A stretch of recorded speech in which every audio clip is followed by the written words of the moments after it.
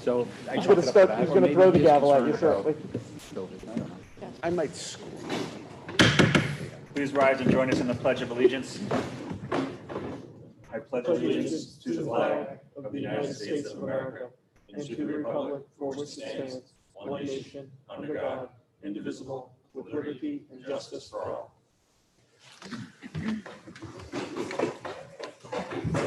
Thank you and welcome to the regularly scheduled school committee meeting of Monday, September 14th, 2020.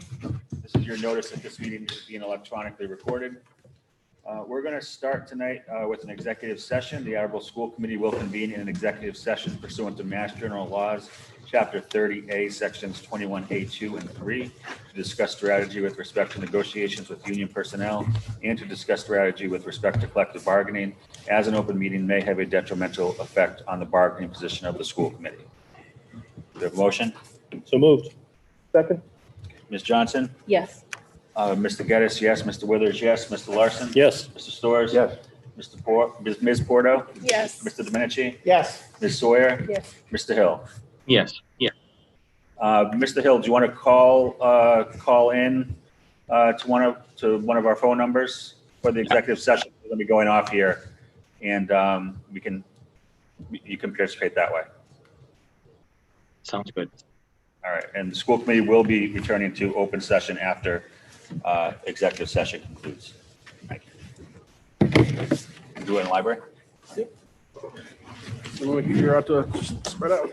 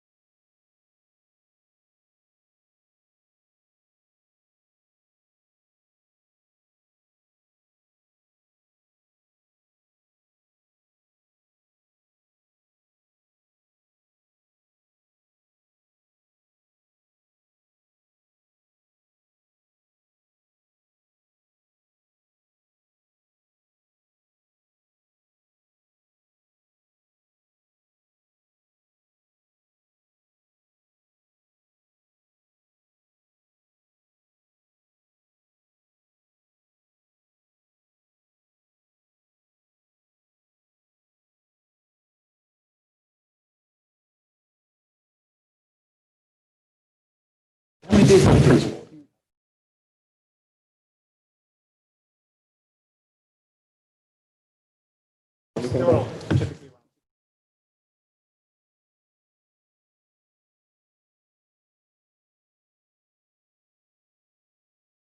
Taking off the 41, I don't care what. trauma of losing. All right, everybody ready? You're ready. Welcome back to the Attleboro School Committee meeting open session.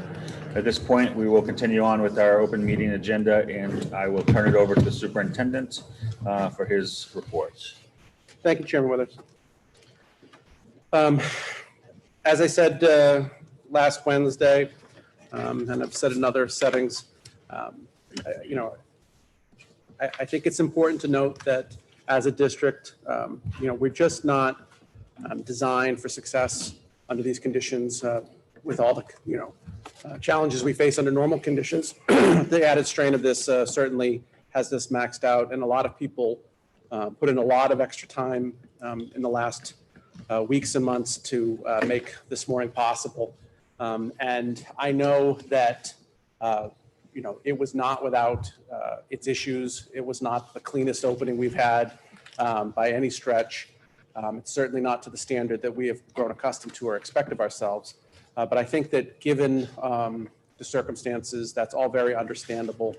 And I wanted to say again that, while some parents are certainly, frustrated with how long it's taking us to resolve some issues, I think most people are getting some pretty quick service and have expressed their appreciation and their understanding of what we're up against. So while, we're not batting 1,000 on that, the overwhelming majority of people I've either talked to or seen through, email exchanges have been appreciative and said so. And I wanted to tell families at home that I do appreciate that because we do know that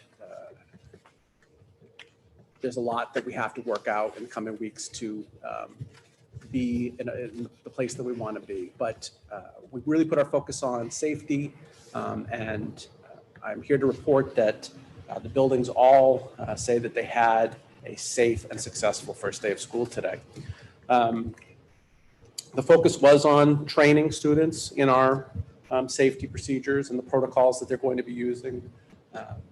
And many teachers reported to their principals that they were pleased and refreshed to see how prepared students were for the challenge of coming to school, that we have no reports of problems with masks in terms of people not being willing to wear them.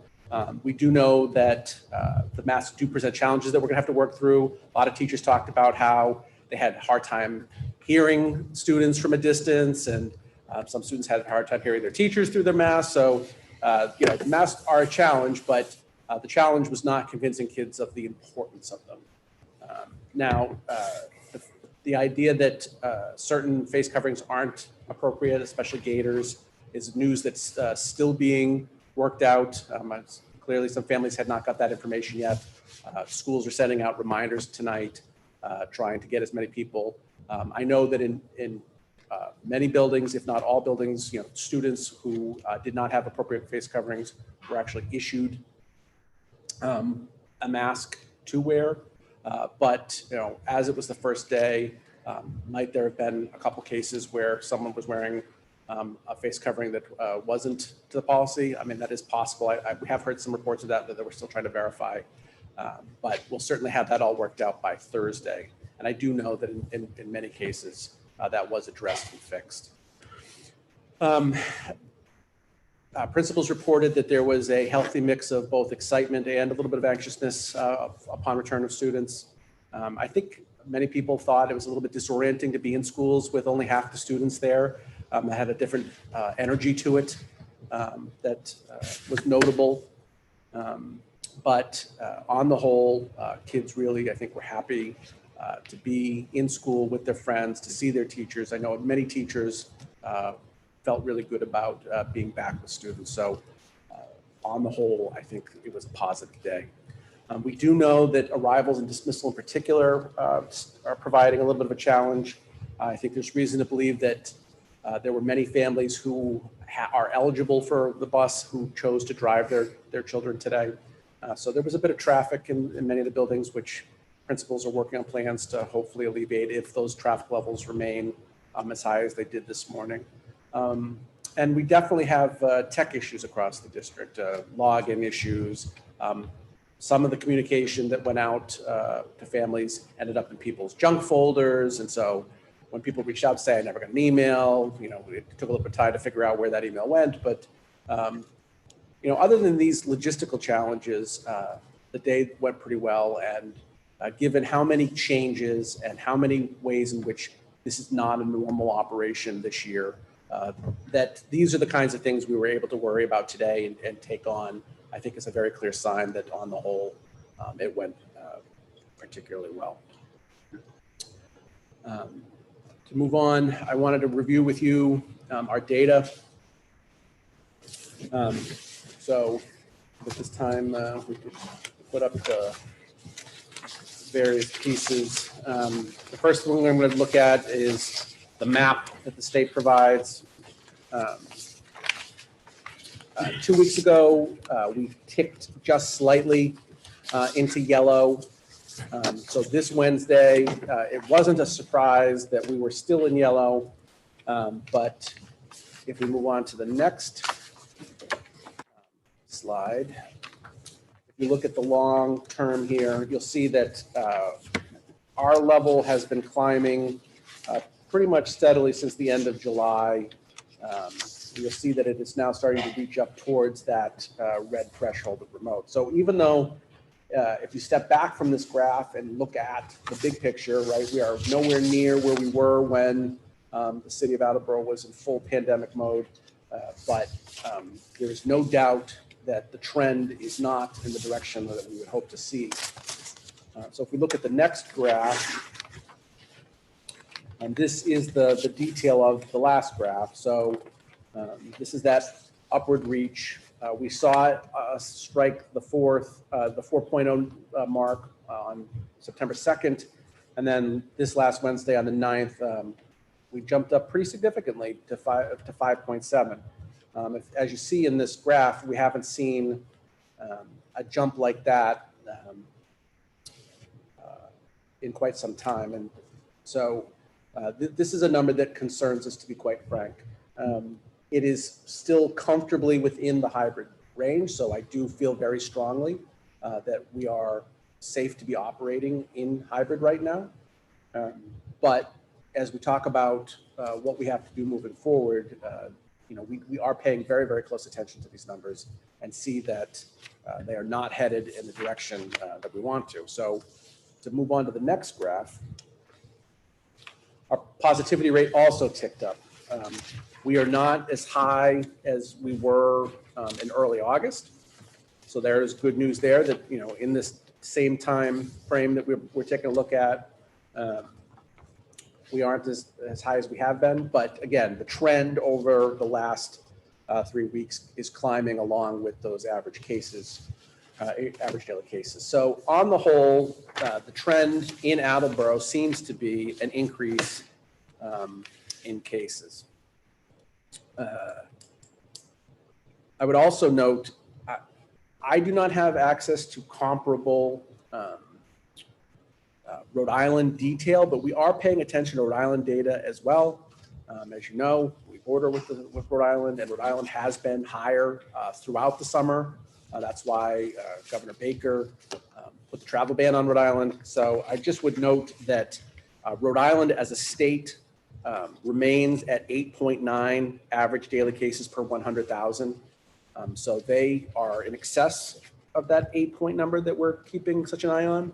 And I should also point out that based on looking at Rhode Island's data, most communities in Rhode Island are actually significantly less than that. I would say that the majority of communities in Rhode Island have average cases lower than Attleboro's, but it is the Providence area, Providence, Pawtucket, that region of Rhode Island in which the cases are actually significantly greater than that. So I've only been able to find Rhode Island is a state per 100,000 cases. If anybody watching at home knows a good place to find more detail than that, I haven't been able to. But we are keeping an eye on the Rhode Island data because that's part of our picture here, just like when we look at surrounding communities. And their cases remain high, and I think that that's part of the picture here. So that's data that you've all seen before, just been updated. What I want to switch to here is a new report that we'll be preparing. I know that that's hard to see. I hope that everybody has their copy so we can look at this. As we open school, we're going to now need to report to the community our COVID data. And this is two important counts that we're keeping, the confirmed positive cases and the close contacts. And this is both staff and students. So the left grid is positive cases. These are people who tested positive. And the right box is the confirmed close contacts. Close contacts are people who were deemed a close contact by the health department of somebody who has a positive case. So we will be producing this report weekly. As you can see, we will be using Saturday to Friday as the week. So the data starts on Saturday and it rolls through to Friday. We close the week at the end of the day on Friday, and then we'll take 2 days over the weekend to let some things sort themselves out, make sure we have everything accurate. And then on Monday, we will be able to publish this report, put it on the website and share it with you all.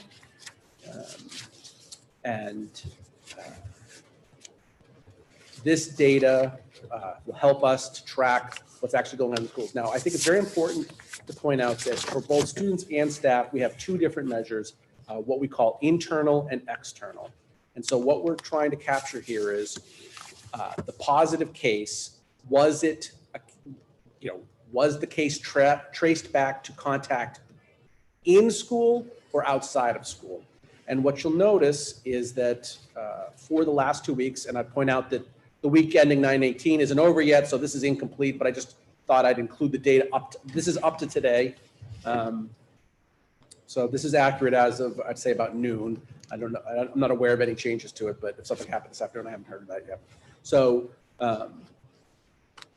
you'll see that right now we have 2 external positive cases for students. What that means is that we have 2 students who are our students who tested positive, but the contact with the virus came outside of school, right? Now that's easy to prove in this case, right? Because school started today, they tested positive before that. But through contact tracing, we should be able to tell the difference between people who came in contact with the virus inside of school and outside of school.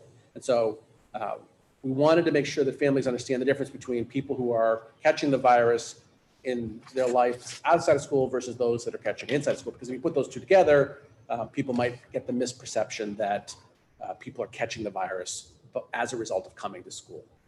So you'll be able to see when that happens.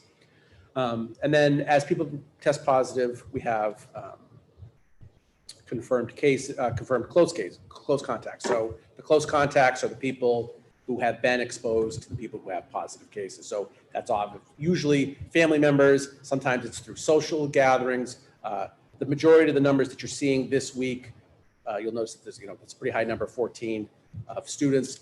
That actually came through athletics, youth soccer.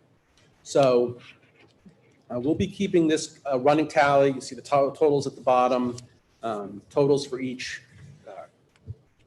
both the positive cases and the close contacts. And then again, we're tracking this for both students and staff. And at this point, after 1 day, we don't have any cases in the schools. What is the plan with students and or staff who we determine have close contact? Are they quarantined are they not allowed to come back for 14 days or? Yes, so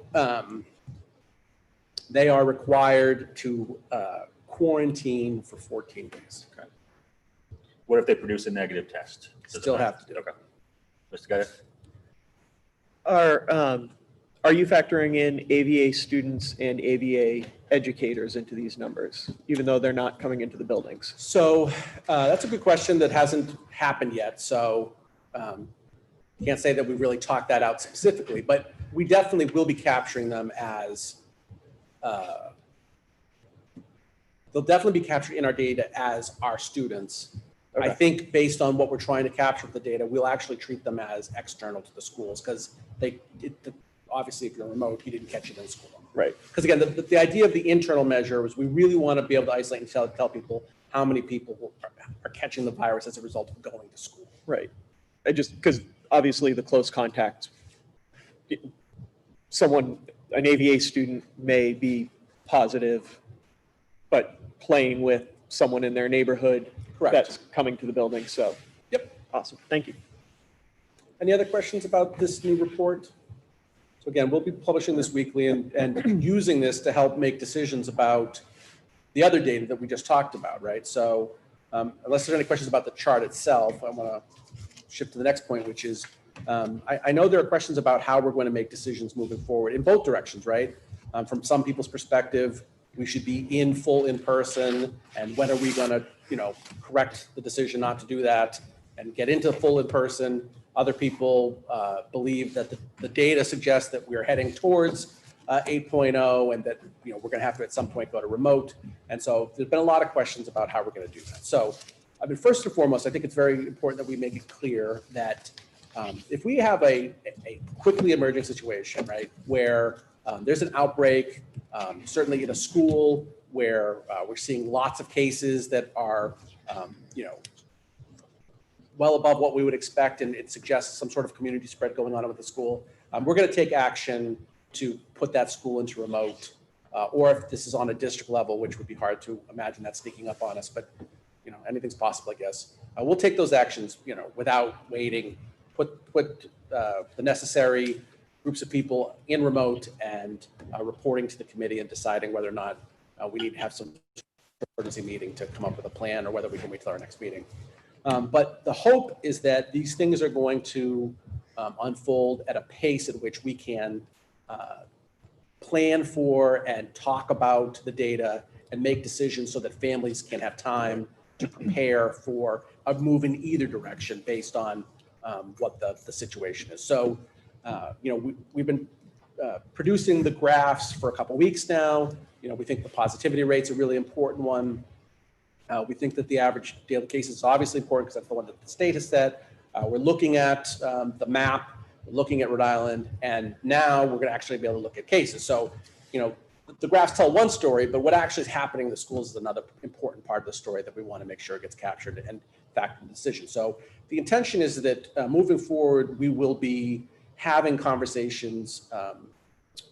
I'll present the data and present my perspective on this for your consideration at each meeting. So, throughout the year, the committee can have a conversation about this because ultimately, if we're going to switch with some sort of intentionality in advance, that I think that would be a decision that's coming from the committee. So I wanted to put that on your radar as my intention and talk through any concerns you might have about that. I would mention also, we shared the letter from Commissioner Riley today. I think this is very important for people watching at home, that the state, once again, and we've mentioned this before, but they put it in writing now, they do not want us reacting to any 1 week's report and as an overreaction. Their recommendation is that decisions should be based on a 3-week period. And given that we know from our discussions with the health department that the data sometimes takes a week or two to really be fully accurate, as cases get reported, and then it sometimes takes a little bit of time for the state to sort out where those cases really belong in terms of who gets associated with that data. So it makes a lot of sense to me that any one report is probably too quick to move, but the idea that we do 3 has now been codified in the commissioner's communication to school committees that he sent out today. So I think that that's a a way of thinking about it that makes sense and that we should consider. So that's my plan. So, as of today, we're just, had our first day today. The plan from my perspective always was that we need to do a couple weeks of school before we can really even start to talk about a move to in-person, because the whole idea of going hybrid was to prove that we could do this safely and work out the issues. And there's a lot of that to be done between now and then before that conversation could even happen. Based on the data, if we have another jump like we did last week, we might be here at our next meeting talking about the need to go to remote. So this was the conversation we had on August 5th, that for people who didn't want to ride the roller coaster of the data and perhaps going from one thing to another, right, we offered the ABA as the permanent remote option. But for the rest of us, we're going to go where the data takes us. And I do understand that there are people at both ends of the spectrum sort of pushing for their interpretation of the data as the way we should go. I would say in this moment, the data says that we can be where we are, and that right now we should just focus on assessing how well we're doing at operating schools, which after one day is not enough time. I was happy to see the commissioner's letter, because I think the most common question I'm receiving is, how are you going to make decisions to switch one way or the other? And then for people who have been paying close attention to the data and how we've made the decisions up to now, as the numbers tick up, what happens if it gets over 8 per 100,000? And my answer has always been that if there was one weekly report where we've been a little bit over 8, I wouldn't imagine we would jump and go to remote. So I was happy to see the commissioner say this and say you got to look at it over a few weeks to decide. Now, I imagine if it jumped to 12% to 12, we may be talking about something different. But if we're at 8.1 or 8.2 for 1 week, then it's something that we know that we're going to be watching, and that we can let families know so they're aware that, if this keeps up in a week or two, we could be switching. But I do think it's important that people realize that while this is guidance that the state has given us, it's not a hard and fast rule that below 3 means we're going to be going all in person, and above 8, we're going to be going full remote. It's guidance, and that we'll use it to make our decisions. I mean, when we made our first decision, we were below 3 and we decided to go hybrid. So I think that's just evidence of how we will use the data to make the decision that makes the most sense for us. So I was happy that they released that information to us today. Anyone else have any questions for the superintendent? Mr. Storrs? Thank you, Mr. Chairman.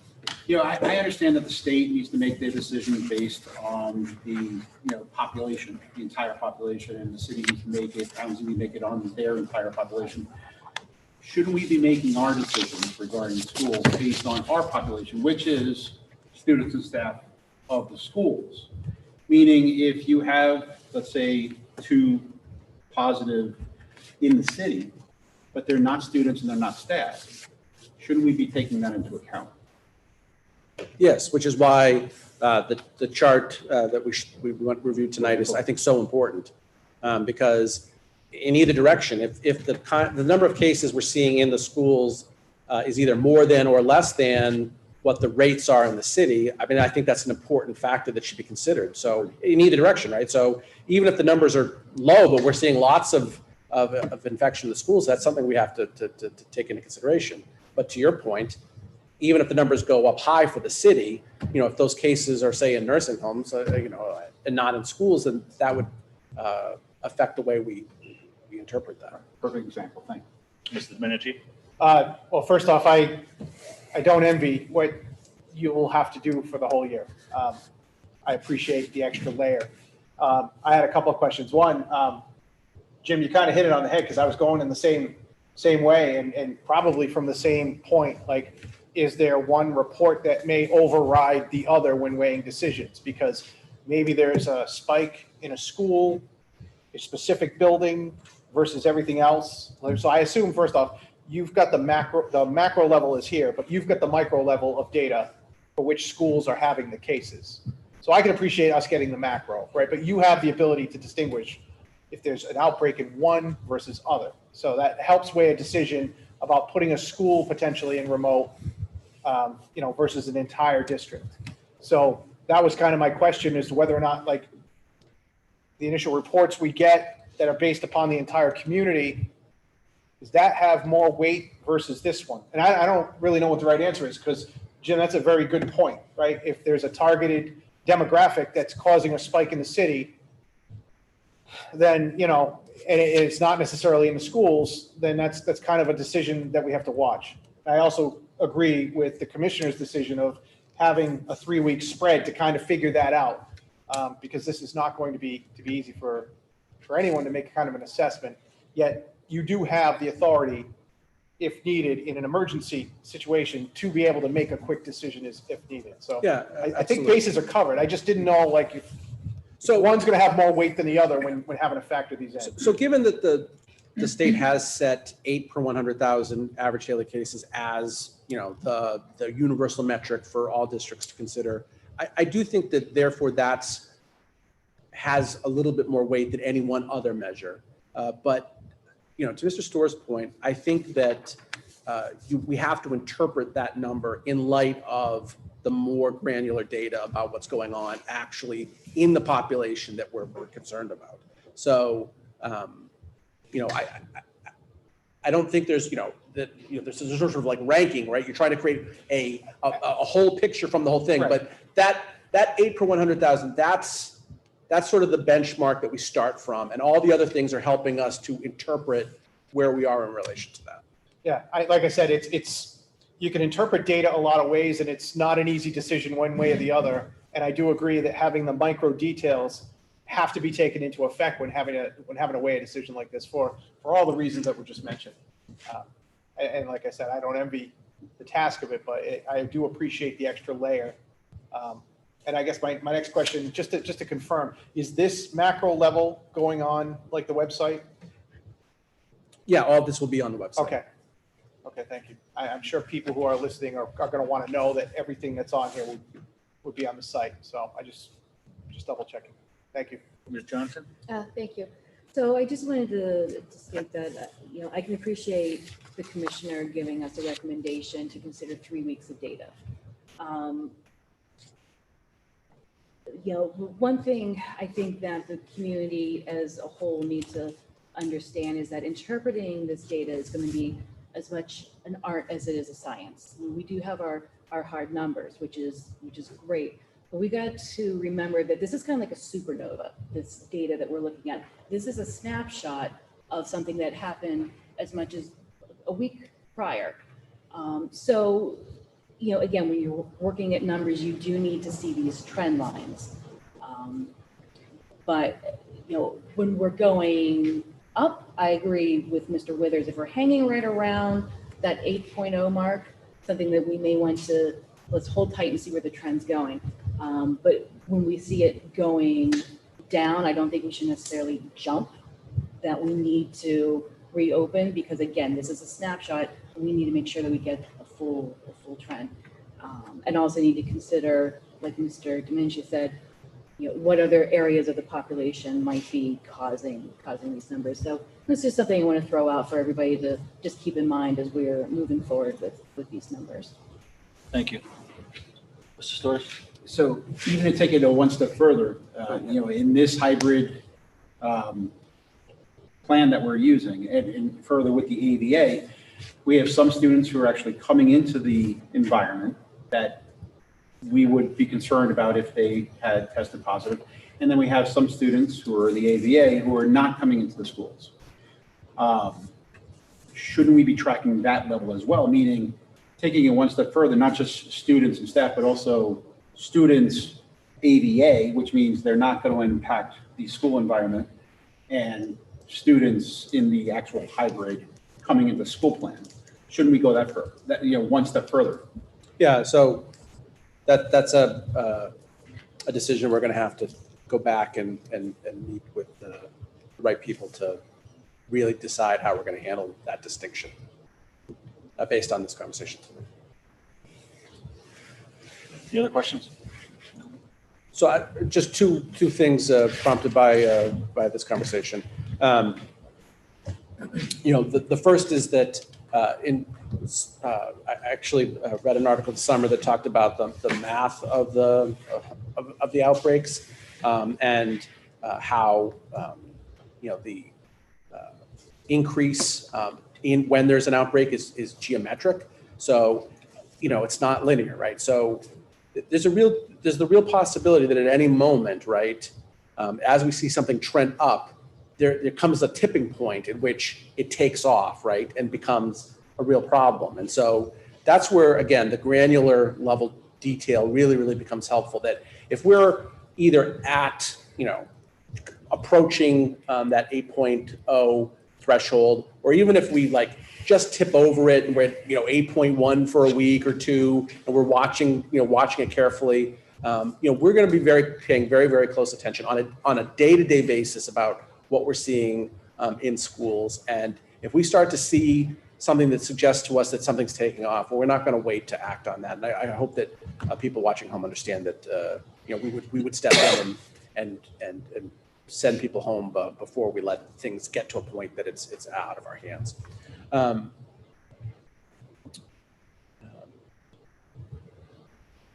forget what I was going to say. If I think about it, I'll add it. Anything else about that? I have a point. Yeah. Still? Just to add on, and I think I agree with you, Dave, about the, potential for some type of, geometric spread, as that article mentioned. I think, we can't, we're not in an MBA type bubble here, so, and if we're at 8 cases per 100,000, that's indicative that there is, there's going, could be lower, could be higher, but it also means that things are spreading and those people aren't in a bubble. Yes, you can talk to, who they came into immediate contact with. It also means that they've been out in the community too. And it's just a sign.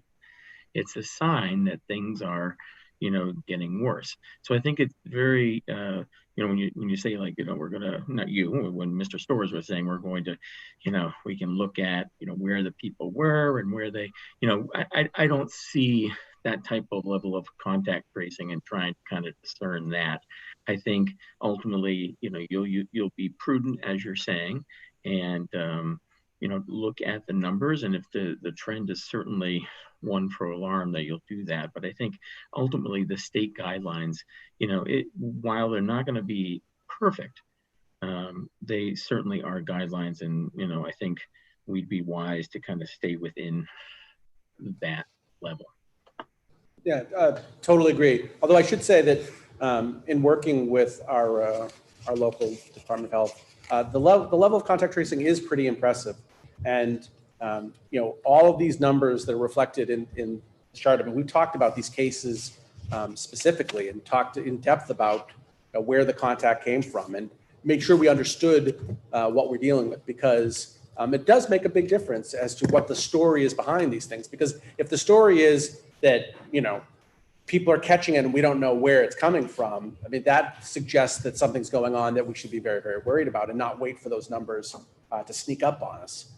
So they really do a very good job with the contact tracing. And while you can't always know everything you'd like to know, the level of detail that is available to us is I think, greater than some people would expect. Yep. And that's great to hear. It really is. It's really good. And I hope, people cooperate with contact tracing as well. But that's great to hear. Thank you so much. So the other thing I was going to mention is that another thing that it might have nothing to do with these numbers is if, even though the numbers are low, if through close contacts, too many of our faculty are asked to quarantine, I mean, there's the possibility, I'll pause to say, it might come as a surprise to everybody, but for some reason, we're having a hard time finding a lot of substitute teachers this year. So, our ability to backfill people who can't be here is really, really limited. So if the tipping point at which that becomes a problem for a building or a district is, our district is not very, very high. So it's also possible that we have decent numbers but have to go remote just because there aren't enough healthy bodies who can report to work, even though they can do work from home.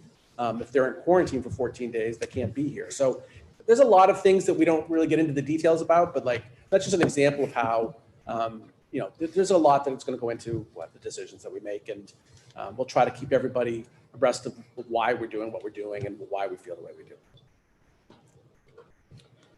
Thank you. All right, so the last thing I want to talk about is Chromebooks. As we have discussed in other meetings, we have a substantial Chromebook order that was made in the spring that has not arrived yet. I ask Mr. Furtado about it regularly. I'm sure he'll include an update tonight when we get his report. But whenever they're arriving, it wasn't for today. So we do not have enough Chromebooks to be one-to-one. We've known this for some time. We made plans to do our best to get from this moment to when those Chromebooks arrive. In the last couple weeks, in our attempt to get everybody ready and put places where we were, I would say that as a district, we've failed to correctly communicate and manage people's expectations in this moment. As a result, we gave out more Chromebooks than we thought we would need to or hoped that we would have to. And I do think that that is in part because, we didn't do as good a job of convincing families that could have held off on getting one to just wait until we had enough. Basically any family that asserted that they needed one, we gave them. I don't think there was enough time, both in terms of enough manpower to have those conversations, but also just not enough time, in fact, that we were running up against a deadline. So to really try to process through people and convince them why they should let us wait. And so as a result, we're basically depleted of all the Chromebooks in the district, which is going to cause some real problems for the learning environment in school, ironically, which, now that we realize we have this problem, we'll spend the next week or so coming up with our best plan on how to, again, get from here to when we have those devices. And the devices are coming, so this is a short-term problem. And given all the other things that we're dealing with, to have to wait a little bit to get to one-to-one, the thing that we used to talk about as if it would never happen, that we're so close to that. This is a pretty decent problem to have. But I did want to alert the committee that there's going to be a negative impact on technology in classrooms because all the devices are basically out. In families supporting what families professed as their need to be able to do work remotely. And given that, we got teachers in the building with the kids on one day, we really felt we had to prioritize the Chromebooks being with the kids when they were remote because that's where the work is. And so if we're really going to make the most of the hybrid, then that has to happen. Again, I think we could have done a better job of reserving some of those and convincing people to get by, but that really just didn't happen. And the result is that there isn't going to be much technology in our classrooms except for the Chromebooks that we gave out that are coming back with the kids when they come back to school on the days that they're here. So those Chromebooks should be with us, but it's not enough for everybody. We had hoped to have enough in classrooms to balance that out, and that's not going to happen. So that's going to be a little bit of a difficulty for us that we will work through. And again, it's a short-term problem, assuming that the Chromebooks do arrive. If there are no questions about that, at this time, I will turn it over to Ms. Regan to provide her report. Thank you, Superintendent Sawyer. I do want to start by echoing his sentiments by thanking everyone that worked tirelessly to make today a reality. There are a lot of people that put in a lot of effort and really were thoughtful about what was happening today. So thank you. But to get us started, I just wanted to talk specifically about the Attleboro Virtual Academy, or AVA, and to give you some statistics of the numbers. So at the elementary level, which is K-5, there are about 600 students right now. Middle school, which is 6-8, there are about 300 students. And at the high school, which is 9-12, there are about 300 students. So we're at about 1,200. And as families reach out to us with specific concerns and exceptions are made, and we're trying to work through all of them on a case-by-case basis, individually with families. And so we've been taking some time to really speak with families about all of that. The singer will be providing a more detailed update about personnel, but I did just want to share that late Friday, we received an email from someone defining the position of the ABA. So right now, there is still one teacher that we need to hire for that, and we are in the process of interviewing this week and hope to have someone in that place starting next week. K-5 teachers were trained at the end of last week in that platform. So Ingenuity as a whole learning management system is broken up into two specific platforms. One is a K-5 and another one is Ingenuity 6 through 12. The K-5 teachers were trained last week, and so we're in the process of setting up the integration now. And the 6 to 8 teachers will be trained actually on Wednesday, and we're planning for that integration right now as well. So I'll be updating families at the end of this week and giving them some updated information on where we are with all of that and login information for Ingenuity as well. Overall, I've heard that it was a positive experience today for the students that were in ABA, students that were on the Google Meets. Teachers said they were smiling, they were happy to be there, and to have some sense of normalcy back in school and be with a teacher and to see their friends on the screen. We did have a couple issues with, as Superintendent Sawyer said, about emails going to junk mail, and then there were a couple technological issues with login information and passwords being reset and things like that. So we're continuing to work through all of those issues, but nothing happy can handle those should be resolved fairly quickly. And then I did receive an inquiry today about homeschool information and if the numbers have increased. And so we did a little bit of research on that. And so for the past 3 years, we've been hovering at the high 80s for students that have been homeschooled. So it would bounce between 86 and 89. And this year we have 147 students that are being homeschooled. We don't have any formal data that indicates their reason why. That's not something that we collect, but just from anecdotal information and conversations that we've had through people working with the homeschool families. Some of the reasons that they cite for this is COVID is one reason, the face coverings is another reason, and then also most recently the flu vaccination that's being required for students to be able to enter into the public schools. So I just did want to share that information. I'm not sure if anyone has any questions. Rob?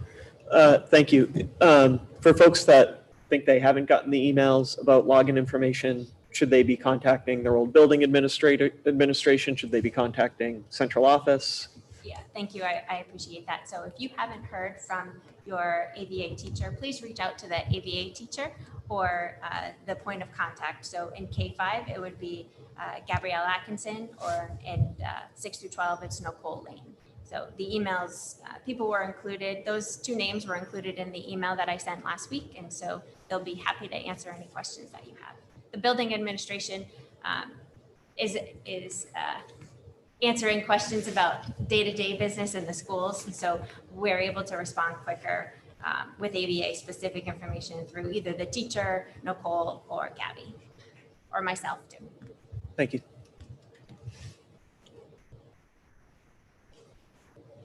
Thank you. Thank you. Mr. Furtado, I believe you're next. I am. Thank you, Mr. Chairman. I would like to join my colleagues in thanking our staff and our community for being patient while we work through this very interesting time. I want to follow up on the superintendent's comments regarding Chromebooks. We had about 3,600 Chromebooks on hand at the start of the process for getting ready for this school year. In the week that we distributed Chromebooks, we distributed over 1,000 to our current 6th and 10th graders. We distributed over 2,000 to members of our community who identified a need. So we consumed about 3,300 of the 3,600 we had available to us. And as the superintendent pointed out, that's not leaving us a lot of capacity to deal with classroom work. We are continuing to have requests from the community for Chromebooks, so we expect that number remaining to shrink even more. And we simply cannot get, reasonable information from the vendors in terms of deliveries for the orders we have in. We were told we ordered some what are called Chrome pads, sort of like iPads, but for the Chrome world, for our younger students in kindergarten and preschool. We expected them at the end of this month. We haven't been able to get the vendor to confirm that's going to actually happen yet, but that will provide us with some relief for classroom Chromebooks should those items come in as they are supposed to. As a result of that, OIT is now kind of turning their attention to reconfiguring our networks to accommodate, a BYOD environment. That's not going to be easy. That's going to certainly cause some network problems. If we had an environment where we had to do some testing, state testing, we probably wouldn't be doing it at all. The networks would not deal with both BYOD and state testing requirements at the same time. But we're looking for solutions to provide technology in the classroom for the students who are attending school. On the facilities front, we've been working endlessly for about 4 straight weeks now, and have delivered all the PPE to the schools, all of the sanitation, sanitizing, and disinfecting materials to the schools. We have an order of plexiglass shields for our desks arriving on Thursday. We have deployed rapid response backpacks to all of the schools for custodians in case a child gets sick during the day. So that contains more extensive PPE like gowns and hair nets and all that stuff to deal with that situation. And we are in the process of deploying HEPA UV air filters to the isolation rooms that any students who are identified as potentially being sick would be in, to keep that area as clean and to prohibit any spread of anything that would be in those rooms. Transportation had to deal with a very difficult circumstance with some data developed from our surveys that wasn't exactly accurate, and have been, again, relentlessly and tirelessly working with our families to try to get the folks on buses who want buses. That's been a significant challenge and continues to be so, but I think we've turned a corner, and we'll have that ironed out fairly quickly. That staff has worked the last 3 weekends without a break. Food service, we are still discussing some process with regard to food allergies, but other than that, I think we have both our expectations and our process in line at all of the buildings, and we'll be initiating school food service as of Thursday. Mr. Furtado, I know that we historically, the beginning of the year can sometimes be troublesome from transportation, although it's been better the last few years, certainly. What is it this year that's causing the trouble? Sure. We've had quite a few things, ranging from families identifying if they're going to come to school, and if so, when. So a lot of cohort juggling. Some of that had to do with balancing attendance at schools, and some of that had to do with practical family matters. My son or daughter cannot go on those days. They have to go on these days. We had some data entry challenges from the surveys where families had a question presented to them regarding transportation. Do you need transportation? Some of them interpreted that question in regard to, have you filled out your fee-for-service application yet. So if you filled it out, you don't need to inform the school that you need transportation. So the school checked it down as not needing it rather than the way the families were interpreting it. So a lot of, as we kind of went through the data, sort of got a sense that something was a little off in that, and it's been a substantial amount to get over. Other than that, that's been primarily it. We've had some very late changes. We had some folks changing cohorts Sunday night, sort of thing. So, and again, given the circumstances, we certainly don't want to add to anybody's anxiety. So we're trying to get things accommodated as quickly as we possibly can. Thank you. Mr. Geddes? I think I had mentioned to you over on Friday and possibly I know today that transportation was one of the big things that I had heard a lot of family concerns about because of the schedule, the time it took to get the schedule up, and then corrections to the schedule and times missing and everything. And it's obviously a huge undertaking from the staff. I know typically they do attendance on the buses for the first few days of school to make sure they're capturing all the kids. Is that still something they're doing? And when do you anticipate getting all of that information to make sure that we're getting the right kids and when? Yeah, let me talk to you preamble a little bit, because that's a very important point that you brought up. So in these times, we've had some families express some concern over the fact that, their stop that, they took when they were in school has suddenly disappeared. So we have a series of obligations. We have a capacity limit on the buses. We have a time limit on the buses. We have a disinfecting program that has to be implemented on the buses. And we have, social distancing concerns at bus stops. So we can't have a stop with 10 kids. It just can't be, because you can't get 10 kids collected like that. You're asking for trouble. So we have had to literally create everything from ground zero based on the enrollment on the buses, which has just been, as I said, a real challenge.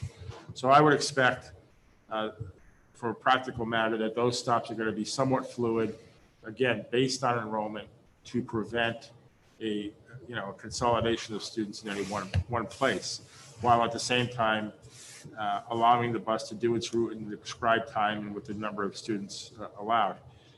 Regarding attendance, the drivers have a formal list. Again, there's a contact tracing component to this. So they have a formal list, and if a student is not on the list, they can't get on the bus. That we need to account for every student and every seat. So it's sort of beyond attendance. They have assigned seats. The bus has to load from the back, and we gave, again, given the circumstance, we've given the drivers some discretion. If they're on their fourth or fifth stop out of 10, and know that three students didn't get on the bus, and a student who's not on their list shows up at stop 7, we have the ability, we know we have the ability to accommodate that student, but that's noted and then given to the principal upon arrival to deal with that situation. Thank you. The other, the concerns I heard about with regards to today, I know Mr. Sawyer is going to be following up with, Mr. Sawyer mentioned that the building principals are following up in terms of mask protocols and stuff like that. If you could reach out to Bloom, because I heard from some parents that there were not assigned seats or distancing on buses, or some buses were running ahead of schedule, which caused concern that there may not have been the full disinfecting between shifts. And so if you could just follow up with Bloom on because the details to a lot of the points you guys are making, the details or missing details are what's going to hurt us in the long run. So again, a couple of points there. One is DESE allows students of the same family to sit together. So I think we had a situation at Hill Roberts this morning where the principal called me. He had some concerns in regard to how the students were configured on the bus. And when I mentioned to him that siblings can actually sit together, he then realized, wait a minute, some of those groups were actually siblings, and that kind of explained that. We haven't had any issues at all, surprisingly, at least today, regarding masks. Students are not allowed on the bus without a mask. All of the buses have masks on board if a student has not brought a mask to the stop, but they won't get on without one. And again, that's a responsibility we have to everybody on the bus. Yeah, the folks I had heard from, it wasn't a sibling scenario, but so any follow-up with Bloom on that would I think go a long way. Thank you. Mr. Chairman? Ms. Johnson? Oh, no worries. Thank you. So, thank you for your work in ironing out a lot of the wrinkles that happened. And I know that your bandwidth is very limited right now, but if a parent has a question and they need to follow up, what is the best way for them to contact the transportation department? And then what is a reasonable time frame that we can give them for the follow-up? Because again, you guys are working at full throttle right now. Yeah. So I think, tomorrow cohort B comes in. We're going to have a whole series of issues that will arise then. By Thursday, with the second round for cohort A, we should have things fairly settled down. We have a couple of days to understand who got on the bus, who didn't get on the bus, who was supposed to get on the bus and who wasn't. I think you'll see transportation be able to start responding around Thursday or Friday. And if there's a pressing issue, I would suggest they call me or email me directly, and we can work that way. Having I think today it was 180 or so phone calls. It's just not possible to do anything in that circumstance. So I am on the web page. My email address is on the web page, and I'm happy to deal with urgent matters. Thank you for putting yourself out there. Good luck. Any other questions for Mr. Cotto, Mr. Domenici? Assuming that you might have been at the end of your report, I was just curious about the roofs at Brennan and Wamsutta, how we're doing, and do we anticipate first off, if we're still, I thought Brennan was kind of further along and then Wamsutta, right? So are there any issues with getting people in and out? I mean, because I didn't notice a whole lot of construction activity outside, so I didn't know if that meant we were done or we've just kind of moved things along so that we don't, anticipating more people driving their students in, that we don't have a challenge here. Yep. So we had a meeting today.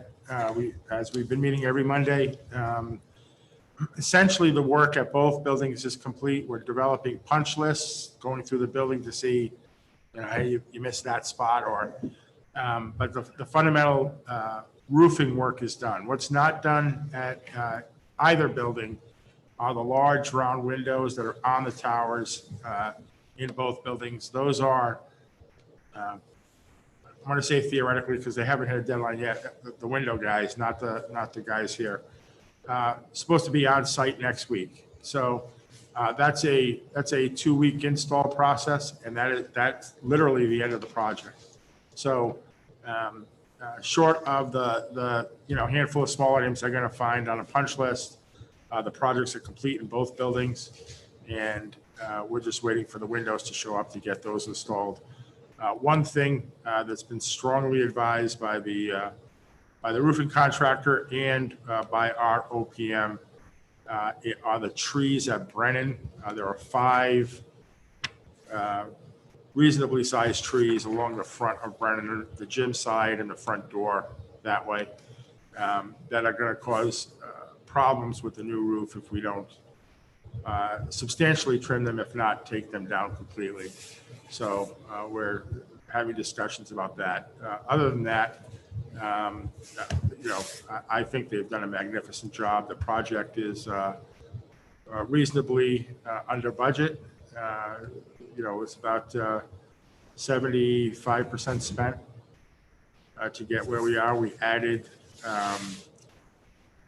a heating system in our gutters and drains to prevent ice dams from forming and, doing bad things as well, that the buildings didn't have before. I know the roofer is extremely proud of the work they did. I know our OPM is extremely impressed with the work that was done. So it's in great shape and people are pretty happy about it. Thanks for that. Yep. That's good news. Thank you, Mr. Furtado. Anything else? No. Ms. Medeiros? Good evening. So first, like Ms. Regan and Mr. Furtado, I also would like to thank the staff and our families and our students, particularly our staff who, our program staff over the summer met numerous times with myself and Katie and Deb Ebert, our nurse coordinator, to make sure that our programs were ready.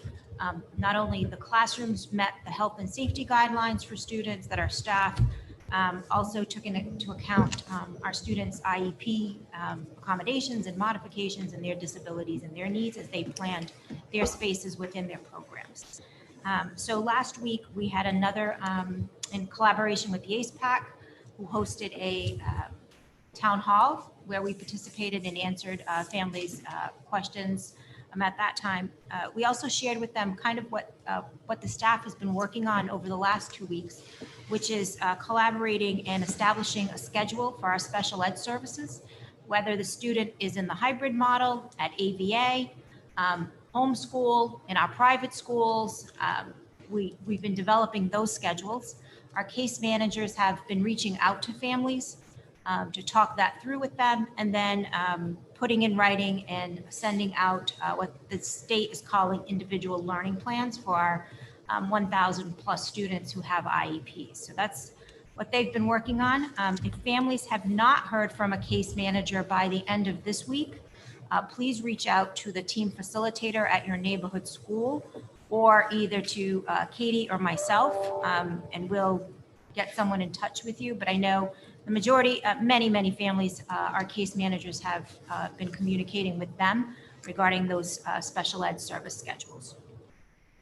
As far as a lot of our work has been in materials, so I also want to thank our nurses and Deb Ebert, who have really helped us through this. We really are depending on them and their knowledge, but particularly doing some additional support with our staff in our more intensive programs in answering their questions about PPE, things as toileting, getting kids on and off transportation, kind of those procedures, and working with them around that. We've ordered, like Mr. Furtado said, lots of PPE that are very specific to special education. Those have gone out to the programs. We have additional PPE coming in. Things like disposable gowns, gloves, face shields for staff and for students who can't, for students who might not be able to wear a face covering, but might be able to tolerate a face shield. So those kind of things continue to be used and come in.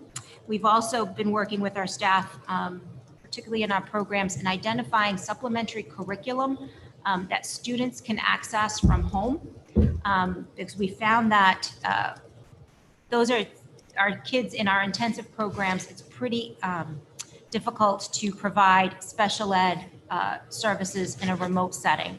And how can we do that, better when the teacher or the provider isn't there in person with them? So we've been planning for that. We've expanded curriculum for our Insights programs, K to 12, to be able to do that, for our ALP and MDAP 5 through 12, for our 12 plus program, looking at some reading supports in our middle schools and math and writing supports in our middle schools in particular.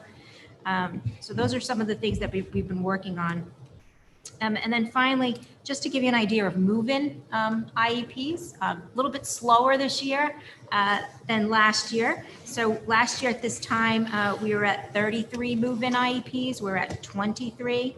I'm going to knock on plastic right now and say that none of them are out-of-district students that have moved in so far. We're K to 8, we're at 15. Last year, we're at 19 move-ins, 9 to 12. We're at 7 move-ins. Last year, we're at 11. And then preschool, we're at 1. And last year, we were at 1 at this time. So the numbers are a little bit lower, but kind of in the ballpark that we've been in over the last, comparable to last year. And I don't know if you have any questions for me at this time. Thank you. Thank you. Ms. Singer. Thank you. Good evening. I would also just like to, again, thank our staff. As you can imagine, I've spoken to many staff over the last several months, and they're just a great dedicated group of individuals that we have working for our schools. So I just wanted to thank them. Quick update on our staffing numbers. We are currently at 783 employees, 496 of that being teachers. This year, we to date have hired 40 staff. We still have about 10 in the queue in the process of being onboarded, as well as several vacancies in the teacher and para ranks, which are all posted. As far as teachers go, we've hired 26 teachers, 7 in the queue. As Ms. Regan had mentioned, our ABA staff, we have 19 staff in K through 5 in the ABA. We are still looking, as she mentioned, we had a late decline on Friday, so we're still looking for one more elementary school teacher for the ABA. We have 7 middle school teachers for the ABA and 8 high school teachers as well. 26 of those 34 ABA teachers have come from our own staff. We have transitioned them to ABA, and then 8 others were outside 1-year hires.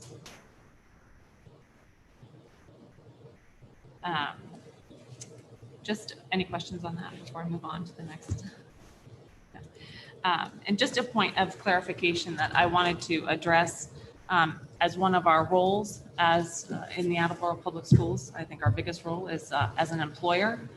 And I know that there's been some chatter and questions and conversations going on around us offering our staff employees who live in Attleboro to have their children attend 4 days a week in the cohort AB. As an employer, we have to do what we need to ensure that we're fully staffed to continue the operations to the best of our ability that we can. And as an employer, that's what we chose to do for our staff. 2 things. 1, teachers who live in the school system, we offered their students who are Attleboro students to come in the cohort 4 days a week. But then for staff that we have that live in other districts, as you discussed last week, we offered a program through Abacus that does allow them to have their students come to a program for the days that they need it. And so I would encourage staff, if they still need that, to contact Kim Laramie or myself if they would like more information on that. But those are the 2 options that we as an employer gave to our employees to assist them. Yes. Do you know how many teachers and or students are in cohort? How many students are in cohort C, and so how many of our educators took advantage of that? We have 24 students currently in grades K through 6 that are the parents have taken advantage of that. Thank you. You're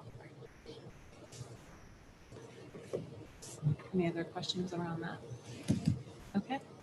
The last item of business, I'm happy to say we have the last 3 of our collective bargaining agreements that I will bring to you for ratification. The first being our teachers ratified their contract or their MOU on Friday evening. And so I would bring that forward to you to, I don't know if you want to do all 3 together or separately. No, because I think we'll have some abstentions, so we'll do them separately. Okay. We'll start with a motion to approve or to ratify the contract with the AEA. So moved. Second? So the terms of the contract have been explained to the committee. Does anyone have any questions or discussion? No? Oh, Mr. Geddes? Yeah, just very quick. I wanted to, I'm sure we're going to say this for all of the contracts, but thank you to the administration for all of their work. on all of these negotiations, especially the AEA contract.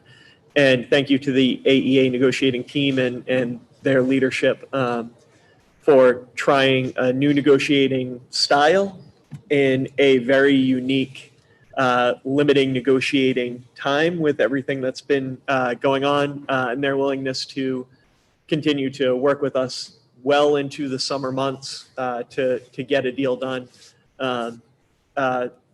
So thank you to all of the union leadership as well. Anyone else? All right, so we have a motion that's been seconded to approve the proposed contract with the AEA. I'll start with Ms. Johnson. Yes. Mr. Geddes. Yes. I am abstaining. Mr. Larson. Yes. Mr. Storrs. Yes. Ms. Porto. Yes. Mr. Domenici. Yes. Ms. Sawyer. Yes. Mr. Hill. Abstain. Motion passes 7-0 with two abstentions. Yeah. All right, and the next contract, Ms. Singer? The next contract is our clerical union. They ratified the MOU last week as well. All right, so like the AEA contract, the terms of the proposed contract with the clerical union have been presented to the school committee. Do we have a motion to approve? So moved. Second? Any discussion or questions? All right, seeing none. Mr. Hill? Yes. Ms. Sawyer? Yes. Mr. Domenici? Yes. Ms. Porto? Yes. Mr. Storrs? Yes. Mr. Larson? Yes. Mr. Withers, yes. Mr. Geddes? Yes. Ms. Johnson? Yes. Thank you. And the final one I have this evening is the bus drivers. They also ratified last week as well. Ratified when, I'm sorry? Last week, early last week. Do we have a motion to approve? So moved. Second? All right, and once again, the terms of the contract have been laid out to the school committee. Any further questions or comments on this before we vote? Ms. Johnson? Yes. Mr. Geddes? Yes. Mr. Withers, yes. Mr. Larson? Yes. Mr. Storrs? Yes. Ms. Porto? Yes. Mr. Domenici? Yes. Ms. Sawyer? Yes. Mr. Hill? Yes. Thank you. That's all I have this evening. Thank you, Ms. Singer. Does that conclude your report, Mr. Sawyer? Yes, Mr. Withers. Thank you. Mr. Geddes?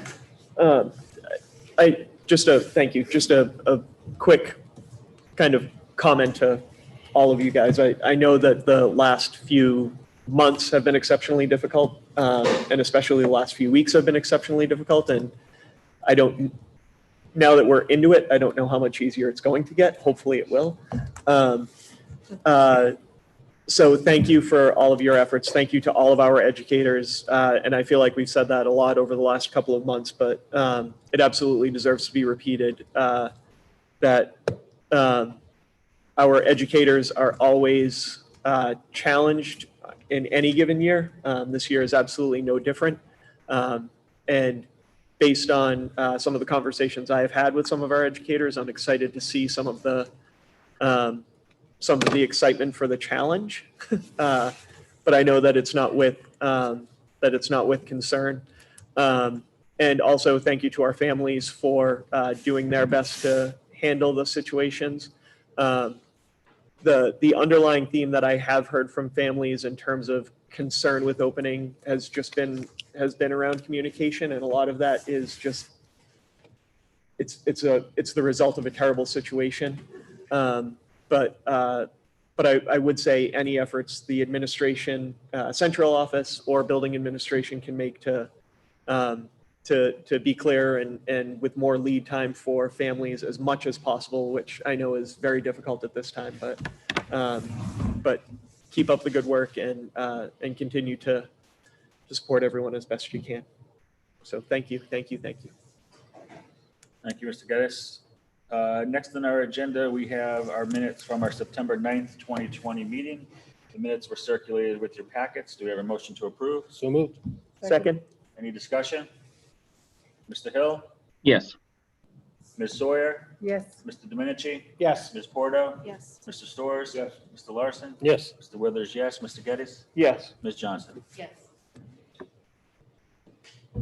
Last item on our agenda is open forum. Is there anyone who would like to address the committee at open forum?